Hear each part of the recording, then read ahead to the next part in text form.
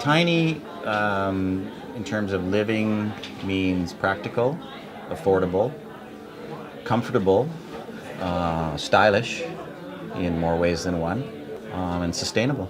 What tiny means to me is starting over, like a seed of an idea, trying something out that's new. For me, I use my tiny house as an artist studio to try out ideas. So I guess that's why tiny resonates with me, with like a seed, like an idea.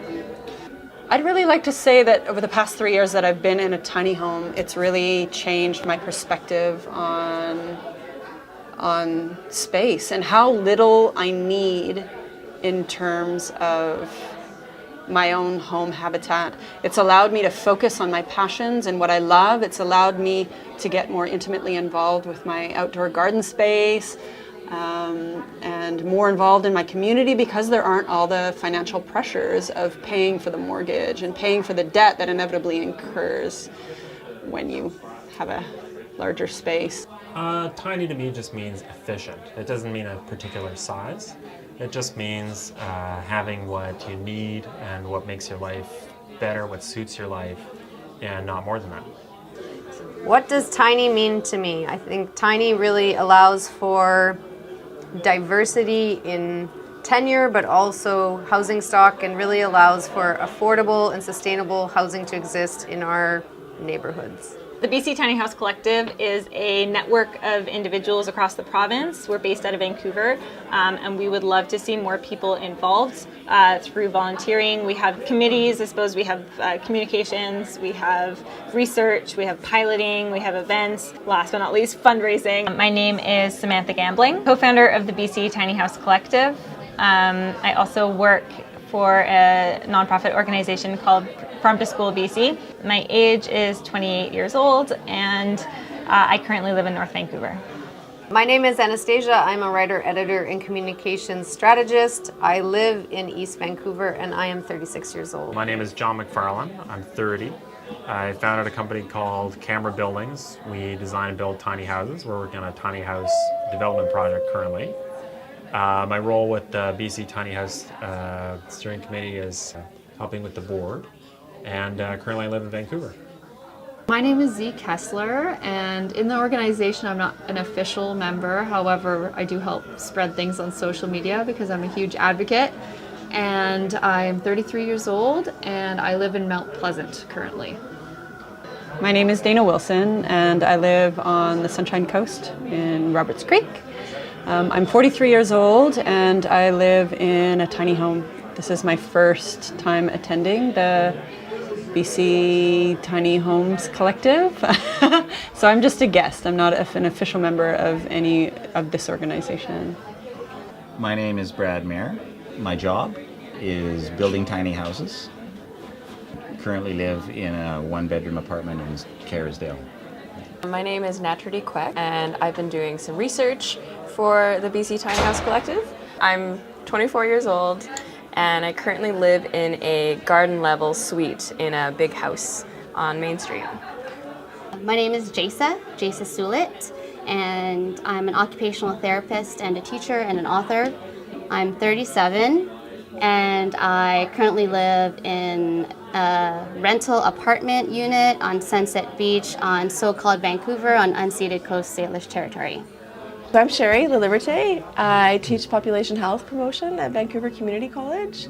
I'm also on the board of directors of the Metro Vancouver Alliance, and I met Don McKenzie through our work with the Metro Vancouver Alliance and our work doing community organizing here in the Metro Vancouver region, bringing together diverse groups of people to explore what challenges we're facing in our day-to-day lives and how we can work with our political leaders to address those issues. Do you want to add anything to that, Don? My Aboriginal name is Ampasadani, and I was gifted with that name several decades ago in an Aboriginal community up the coast, which I think of as my home community. I'm a recipient of a Queen's Jubilee Commemorative Medal as an advocate for sustainable Aboriginal economic development, and I always take a particular interest in Aboriginal/Indigenous aspects of any initiative, and I was particularly fascinated to learn earlier this year that there is a cluster in the interior involving Aboriginal young people. And just earlier this evening, looking at the display on the wall, that the Nisga'a up in northern British Columbia are also involved. So there are more reasons than one, and another reason is because the people who are heading up this initiative and spearheading it are excellent people. But conceptually, I certainly believe that any society, any community should look for what I will call optimal variety in terms of housing options. We would love for people to contact us and get involved, share your skills, share your passion for the tiny house movement, and let's see it legalized and legitimized across BC. Please help us make this happen. This is going to come down to the city enabling this to be realized and be tested. So please help us make this happen. I tell the City of Vancouver and all cities in Metro Vancouver that writing about innovation in housing strategies is one thing, but doing it in action is another. And I think that cities, city planners, urban designers, engineers need to come to the table and collaborate and find out what the barriers and opportunities are for tiny living, and to really bring collaboration and community to the forefront and allow for these conversations to be had, because people are building tiny whether the cities want it or not, and we just really need to work together in order to make this vision come true. They can look at some of the research we've done in order to make this happen. So if they could just look at all the work we've been doing and try to incorporate that in their work, that would be really useful for us. I do feel like a huge stumbling block is the idea of stigma. What a mobile house will do to their neighborhood or to their property values or to their comfort zone. And I think that issue is easily addressed through communication and conversation and historical studies. That's what I would sort of ask them to focus on, because the economic value of it is a no-brainer, which is hopefully not an insulting way to put it. You don't have to persuade anybody who's knowledgeable at all that there's a tremendous crisis. It's a major societal crisis that we have.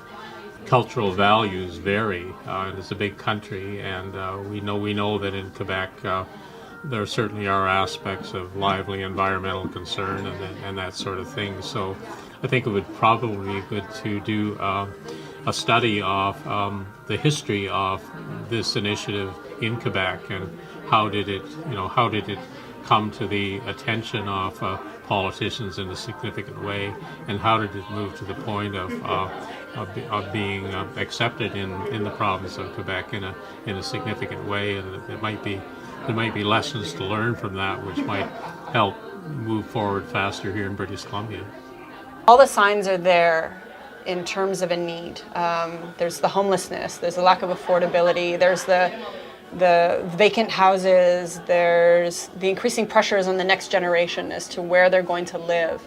So the idea of laneway houses and tiny houses really actually solves all of the problems that is actually in the greener city strategies and within the vision for Vancouver. So it's very easy to see how this is a solution for everyone that's involved. I would tell the city to take a leap and test these tiny houses in the most sustainable way that they can. Use wasted, deconstructed materials, use renewable energy sources, use sustainable waste management practices, and test it out, because you're never going to see this happen unless you can actually trial it on the ground. The things that make a city amazing are creative people and people trying new things and doing things that are unexpected, that bring people out of their everyday lives and their everyday experiences. And creative people have a very hard time surviving in Vancouver. There's no spaces that you can rent affordably to experiment with new ideas. Often when you have an apartment in someone's house, you can't paint, you can't do something, like you can't even change the colors of your walls. And so having your own space, like a tiny house, at least gives you a little bit of autonomy or like freedom to own something. And like no one that's young that comes straight out of university can own a house in Vancouver, especially not in the creative community, which is the people that really make a city vibrant and interesting and cultured for people who visit. So because Vancouver is a place that attracts a lot of tourists, having cultural capital is really important. I think we should liaise with the elders of the Squamish, the Tsleil-Waututh, and the Musqueam First Nations. Ask them if tiny homes were to happen here, how would they see it fitting in line with their ways of living in harmony? One question that I think is important to ask is, where do tiny houses fit into the broader housing spectrum?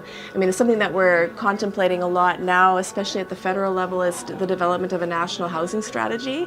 And so where do tiny houses fit into that broader spectrum? And when I contemplate that question, I think they fit very well in a full continuum of housing options for not just young people, but people from of all ages that are interested in looking at simplifying their lives, wanting to live more environmentally sustainably, and wanting to have a deeper connection to community, and in some cases nature, depending on where the tiny house is situated. It addresses a variety of needs that can fit for some people within that full housing spectrum, from private ownership through to cooperative housing, of which may include groups of tiny houses and collectives, to various forms of social housing.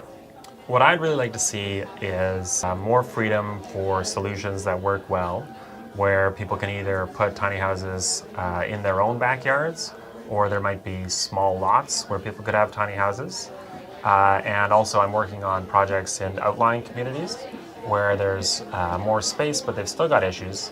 And we'll be doing a subdivision of land to create small lots in some cases and bare land stratas in other cases, so that the cost of land is not so prohibitive for people who just want their small, efficient home. Yeah, I'm excited. I think this is a great project. I think this is a great idea, and I think this suits a lot of people. It doesn't suit everybody, but for a lot of people, this is a great opportunity to build something themselves and live in something that they made and live in something that's affordable. And I think that it's got a huge potential and that we should do it. If I'm going to buy a tiny home, which I want to, I'm all about this movement of living more simply. I want it to be in respect with my Indigenous brothers and sisters. I really admire the nomads, the Mongolians. Like, I've been watching Planet Earth, and there's something fascinating about a community of living beings who can pick up and go, pick up and go, pick up and go. Now that's power when you're not attached to a piece of land. And I would encourage us to look at this whole enticement of land ownership, because I think that will lead towards the road for tiny houses to be able to move around like nomads if it's going to work. It gives you a better sense of the closed loop of things such as grey water and black water, and it deepens the conversation about how we live ultimately. I think if everyone had the opportunity to live in, even just for a few days in a tiny home, it would really open to your mind to the possibilities of where we could be going as a generation. I don't foresee there'd ever be enough people that would cause a problem with too many people wanting to live in tiny houses. I could definitely see that it could be a way to use areas in a city that haven't been used, but also at the same time densify neighborhoods in a way that's less intrusive.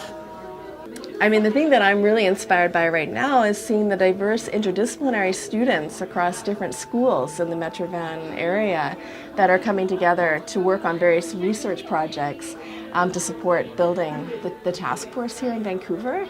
We were at a meeting about a month ago, and there were UBC students looking at grey water systems. I think they were from the engineering department, and then cultural studies looking at the cultural aspects of tiny houses, and then our students looking at the health implications of tiny houses. If there's any students out there and you want to look at developing practicum projects, this is a really important initiative that needs various different perspectives to help us to build this movement and to inform the coding standards and bylaw changes that need to happen in order to support building and being able to situate tiny houses here in Vancouver. Lots of volunteer opportunities too, of course, and periodic meetings where we're gathering people to brainstorm what next steps we need to be taking. So lots of different ways of getting involved. No expert, but it seems clear that for many millennials, the traditional notion of investing in a big house and building wealth that way is the farthest thing from impractical, even in the context of remarkably low interest rates. Soon the American interest rate may rise, and almost inevitably, if it does, the Canadian interest rate will rise. So this concept in terms of a housing option, I think it provides an opportunity for modest, attractive, well-designed housing solutions, and people can live their lives in other ways rather than being unsustainably burdened with a huge financial obligation which they may not even be able to pull off if they devote all their resources to trying to do that. For some people, not just young people, this particular housing option can be a way of achieving a more balanced and a more happy life. I'm a really big advocate for complete communities, ones that serve diverse populations, whether that's urban Aboriginals or elders or singles or couples or lone parents. And I just think that we need to have housing options that meet that diversity of people that exist in our cities today. I feel like people who want to accept tiny houses are forward thinkers, tolerant, respectful, and economical in their philosophy. People know about tiny houses and will form their own opinion. People love them. Lots of people love them. Everybody I talk to loves them. So that's a good thing. You can find the BC Tiny House Collective at bctinyhousecollective.com. You can email us at bctinyhousecollective@gmail.com. If you go to bctinyhousecollective.com, check out the Go Tiny project overview that explains the research and engagement and piloting projects that we've currently got going, and give me a shout.